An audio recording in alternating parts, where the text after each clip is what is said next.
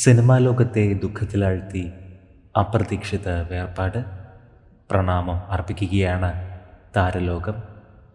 1955 സത്യജിത് റേ സംവിധാനം ചെയ്ത പഥേർ പാഞ്ചാലിയിൽ ദുർഗയായി വേഷമിട്ട് ബംഗാളി നടി ഉമാ ദാസ് ഗുപ്തയാണ് അന്തരിച്ചത്. നവംബർ 18 അന്ത്യം സംഭവിച്ചത്. 83 വയസ്സായിരുന്നു. ഏറെക്കാലമായി അർബുദബാധയെ തുടർന്ന് ചികിത്സയിലായിരുന്നു. ലോക്കി ചേലെ, അപൂർ പാഞ്ചാലി എന്നീ സിനിമകളിലും നടി മികച്ച വേഷങ്ങൾ അവതരിപ്പിച്ചു. നിരവധി പേരാണ് ഇപ്പോൾ ഉമാ ദാസ് ഗുപ്തയ്ക്ക് പ്രണാമം അർപ്പിച്ച് സമൂഹ മാധ്യമങ്ങളിൽ എത്തുന്നത്. 83 വയസ്സായിരുന്നു.